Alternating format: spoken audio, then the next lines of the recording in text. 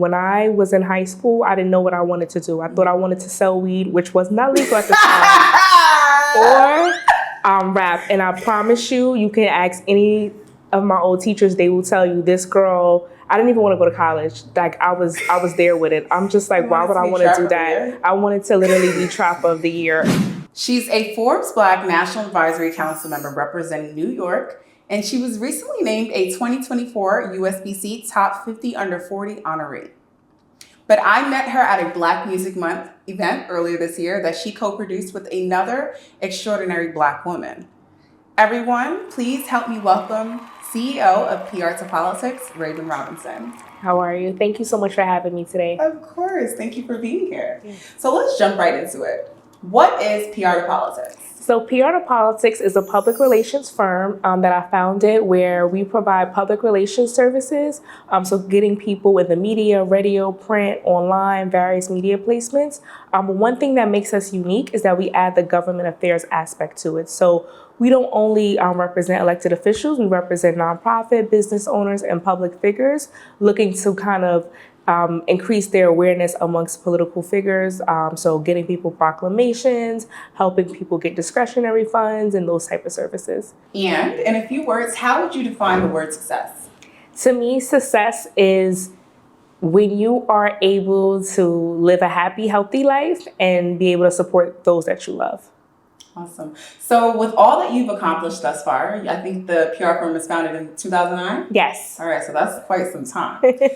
Would you say that you feel like you're successful? Like when in your career did you feel like, okay, I definitely have something here?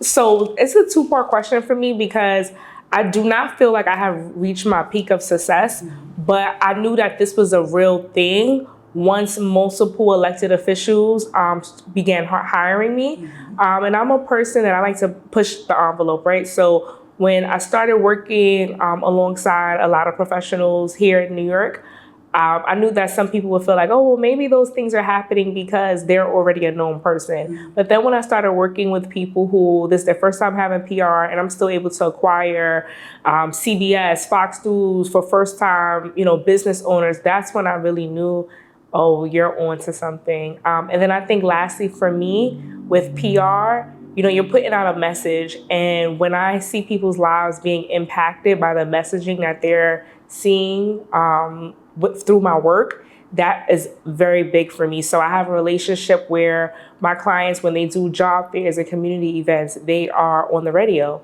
And I literally had someone attend and say, oh, I attended this job fair because I heard the interview on the radio. And those type of life-changing moments. I have a client that's a nonprofit, and when I got them on New York One, and when you go to their GoFundMe page, someone literally commented, saw you on New York One, this was amazing. So that's success to me. There's a success story right there. As I mentioned in my intro, you have some pretty big accolades under your belt. So walk me through how it felt to be chosen as an advisory member for Forbes Black, and recently being chosen as a top 50 under 40 honoree for USBC. What did that feel like? So honestly, I try not to get too hype in the moment of things and just kind of keep working, but both definitely very shocked me. I'm someone who's been in the Forbes loop for a long time now. I, in 2016, attended a Forbes 30 under 30 conference, and there I engaged with some of the writers, and I was able to, and at that time, now you can kind of sign up. At that time, it was invite only kind of thing. You had to apply, not just to be on the list, but also to be invited to actually attend. So during that time, I would network, and I was able to get some of my clients featured in Forbes just solely by attending. And then as I kind of went through the ropes, just meeting other advisors and writers and contributors, and them inviting myself and my clients to the events. To fast forward, when Forbes Black launched, they asked me, and I just attended and supported some of their events. And I was actually shocked, but I was excited because I feel like I'm still so in tune, so much with the inner city. And I just love being able to take on opportunity that allows me to bridge the gap. The same with the U.S. Business Chamber of Commerce. Being awarded was a huge honor. There are a lot of big people on the list, but I've also been in their network for a long time, supporting their events, supporting their CEO, who also spoke at the first Forbes Black conference. So kind of just being in the fold. So Always, the people ask me, how do I come across these opportunities? I always tell them, I'm literally just in the room. Like, even if I'm not posting on social media, like, there are so many things that I've done beforehand to put myself in the room for those type of requirements and nominations. And she's in the room, y'all. Okay, so let's talk about your college journey, right? So what inspired you to pursue a career in political strategy and public relations? How did your time at City College shape that journey?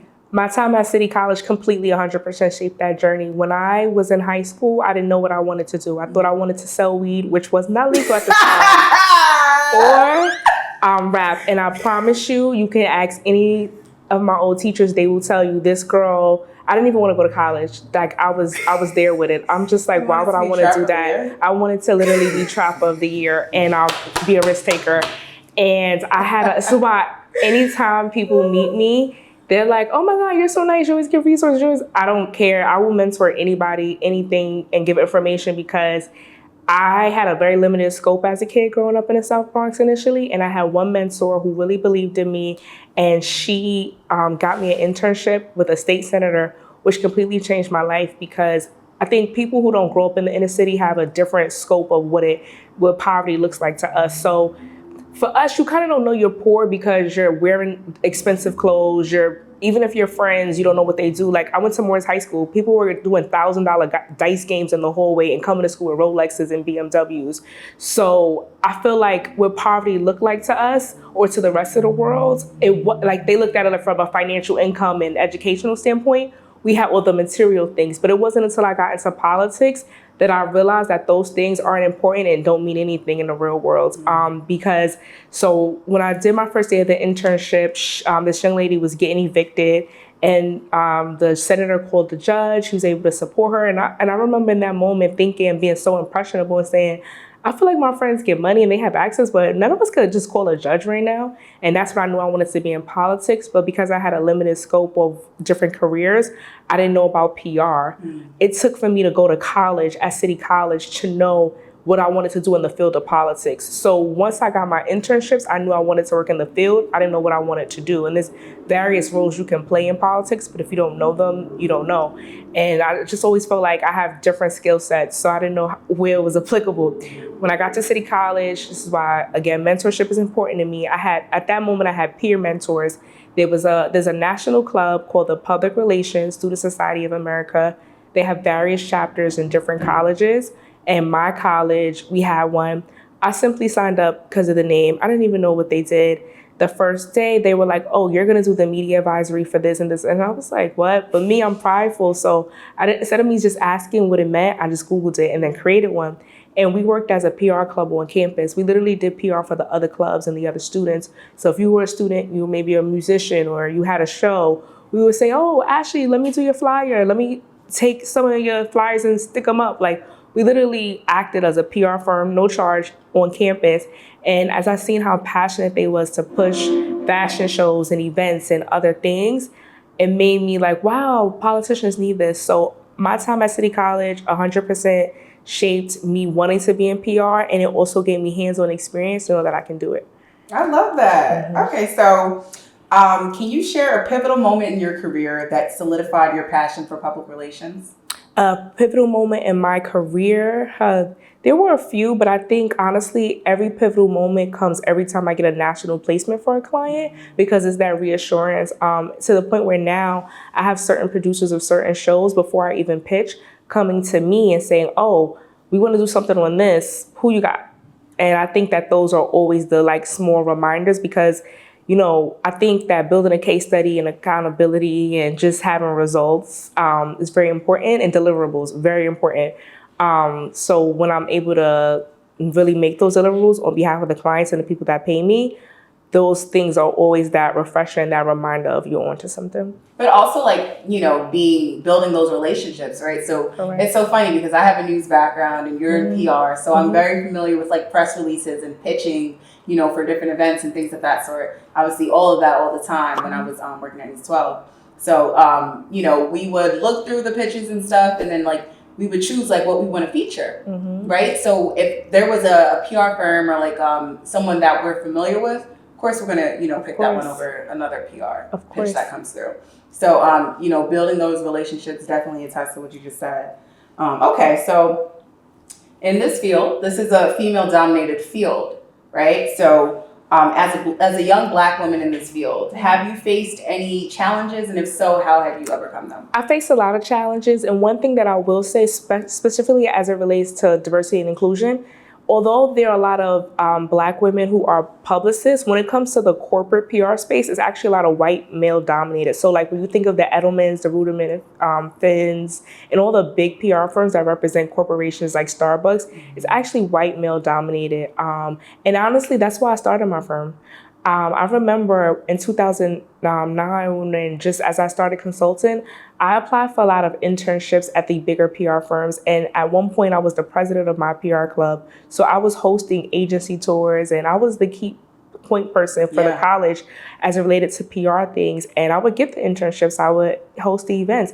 I never got a job. And at that point, it was a little depressing for me because I'm like, I'm doing everything I'm supposed to do. Like I started getting good grades. I took school seriously. Like, I really feel like I changed my trajectory, or to kind of experience a lot of racism because I didn't want to do entertainment PR. I didn't want to do rap PR. I didn't want to work at a label. I knew I wanted to work with corporations on like corporate responsibility. Before these things were even buzzwords, that's always what I wanted to do, just work-wise. And these firms just wouldn't hire me. So I think that at first I experienced a lot of racism. In the earlier years before diversity and inclusion, because I graduated in 2012, where wasn't as much diversity and inclusion and even opportunities.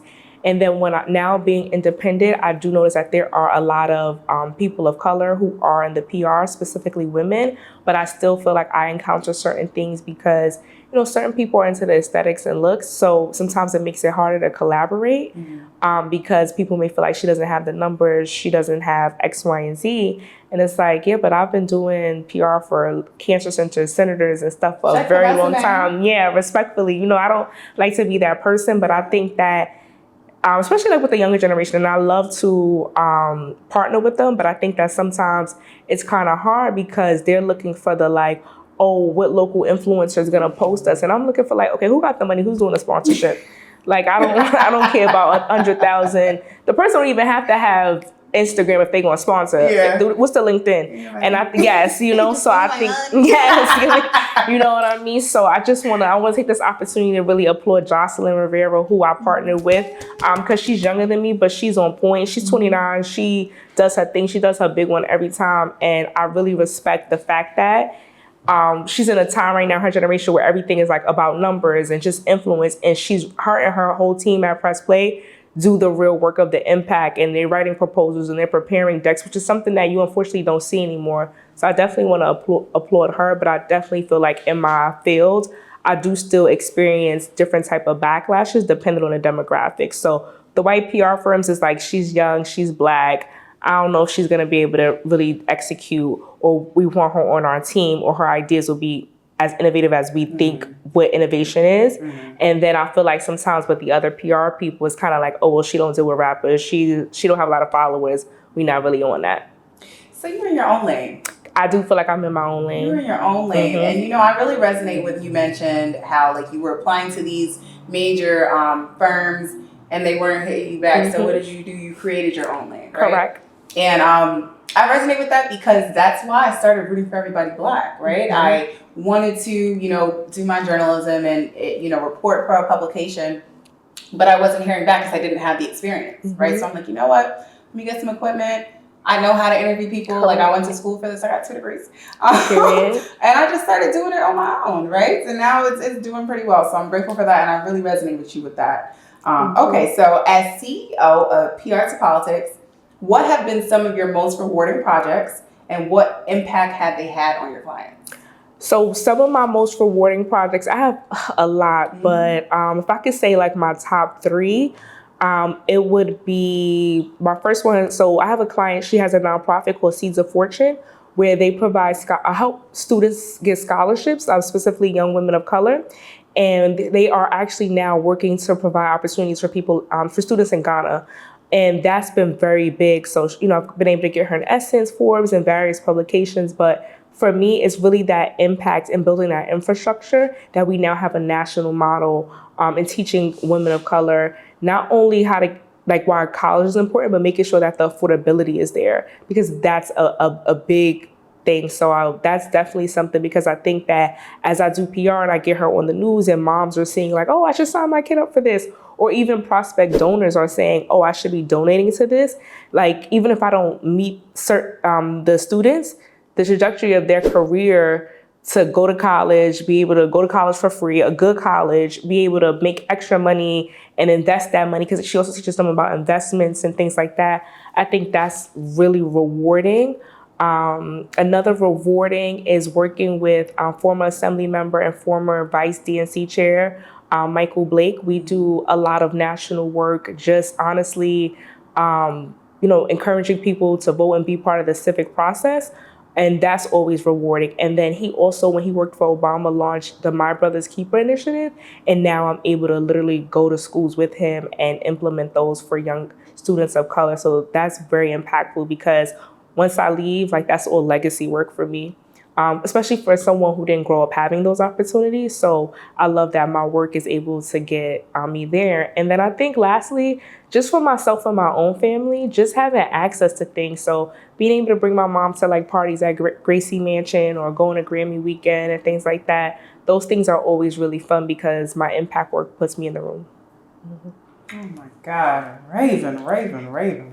All right, so can you discuss experiencing creating viral content for the National Dance for Obama and the impact it had on your career? That's a big deal. It's Obama. So that was so fun. And that's why I love, again, like peer mentorship and like being a girl's girl, because there's a young lady, Hollis. Sorry, I had to shout out so many people, because over the course of my career, I've met so many beautiful women that I love and that I've been able to partner with. So she does a lot of big PR beauty brands, though, like OPI and things like that. She's at Fenty now.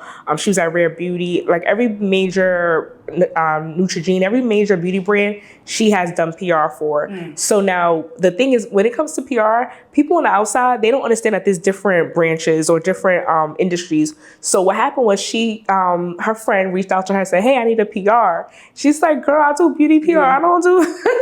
So she's like, you know what? I went to a conference in Miami, which is where I met Hollis. I was like a woman in PR conference, and she's like, I met a girl that says she does political PR. You should connect with her. And then that was amazing. And what I liked about that, I always tell people, be civically engaged, but do it at your capacity. So the young lady who founded the National Dance for Obama, she was a dancer. She was a choreographer.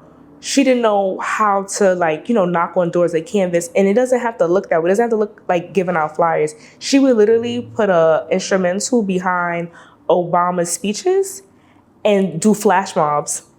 And that would really get people to be like, what are they doing? Yeah. And then give information and give out pamphlets about where to register to vote, how to register to vote. So that was big. And again, that was major project for me, because it wasn't just about going viral, but it was about going viral with the right information. And me telling a client, you don't have, I know you want to help, but help in your capacity. You don't have to, I'm not asking you to write a speech and be, that's not what it looks like. It's you being your authentic self. You pushing what people know you for. People know you to be a dancer. So dance and then sing your message. That was big for me. I love that. Yeah. Listen, she knows. And the thing about public relations, it's similar to the social media community, right? So yes. PR is everywhere. As you mentioned with Hollis, she's a beauty PR, you're a politics PR. There's PR everywhere with social media, politics, social media, beauty, social media, health-related social media, things of that sort. So it's everywhere. It's a really big field. And yes, my Black women are killing it. I love that. Trying.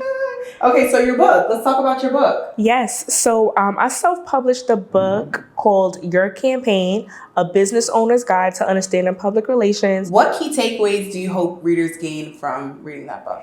The key takeaways is just one, that you can do it, because there are parts of my book where I give prompts on how to properly, what's your passion about your business?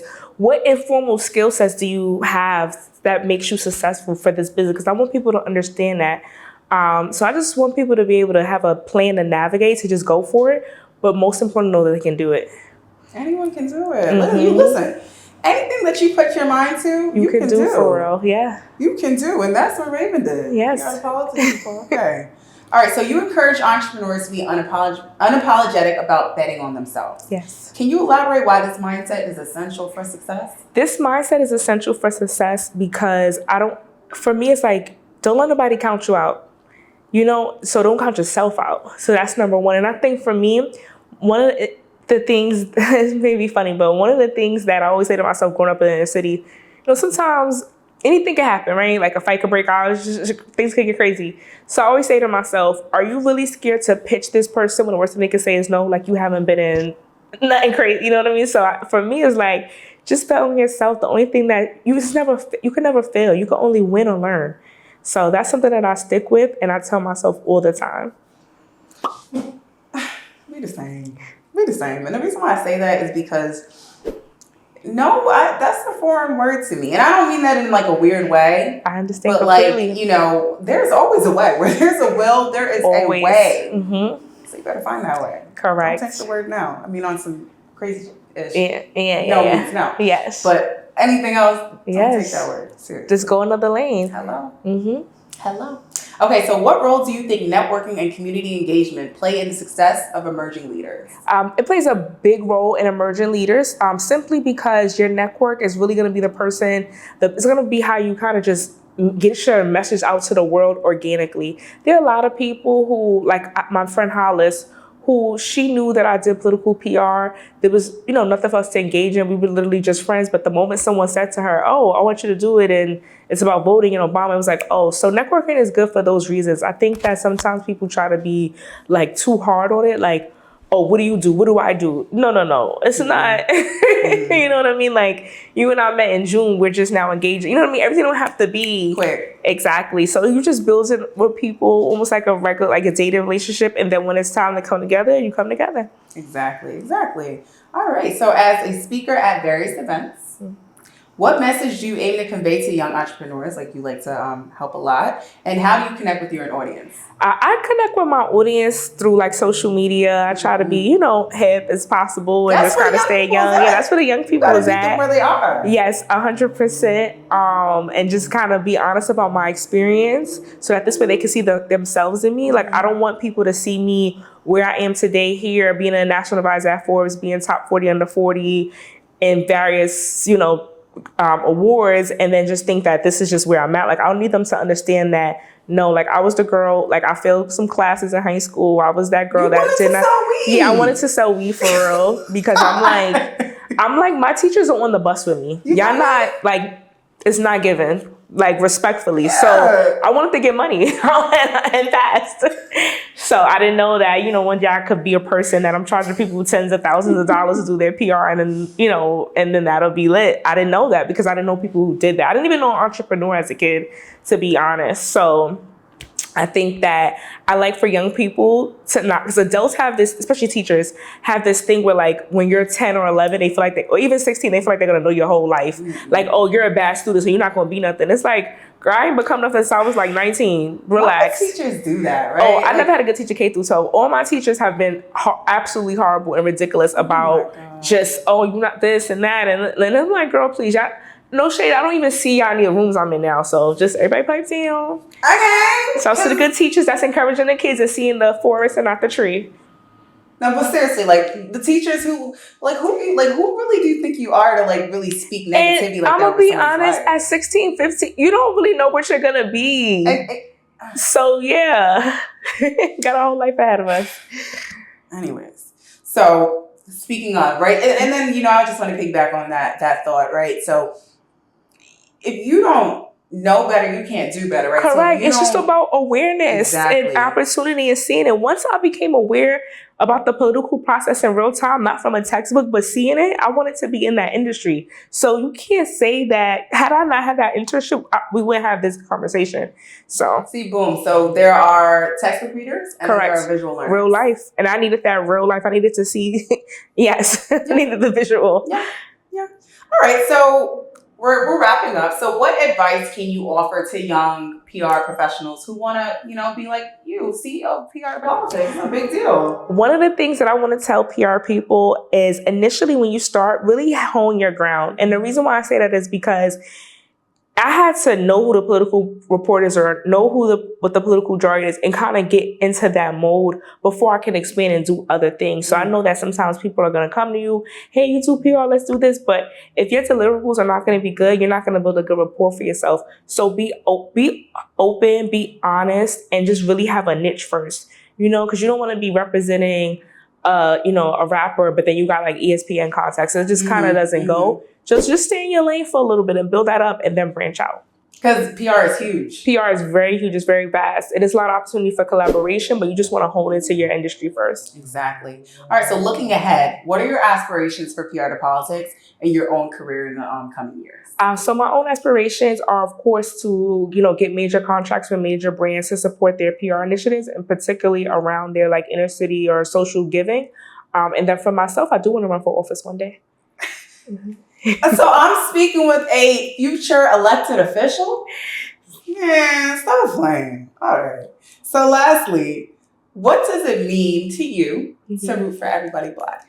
Rooting for everyone that's Black, to me, simply just means being at the root when Black people want to do things. And the reason why I say that is because I feel like everybody wants to applaud or repost somebody when they make it, but they don't want to be in that mode before they make it. So I try to be very intentional when I meet people. What do you like to do? What are you looking for? Just so that I can support that, because I'm not trying to be the person that I want you trying to get clients. I want you trying to build content. I'm not liking it.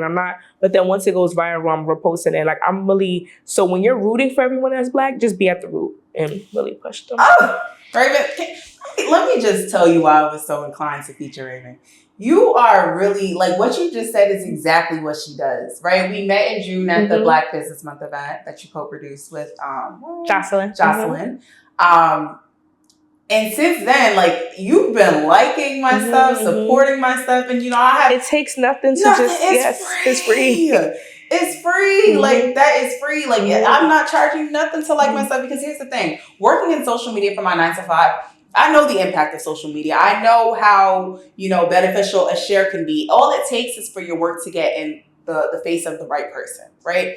So, like you said, doing that is free. Like, that's it, right? And then supporting someone at the root. Correct. Important, as opposed to when they're top heavy and, popping in this and that. I don't know. So when you're rooting for everyone that's Black, be at the root for them when they Black. PR2Politics CEO Raven Robinson, y'all. Yes, thank you so much for having me. This is fun.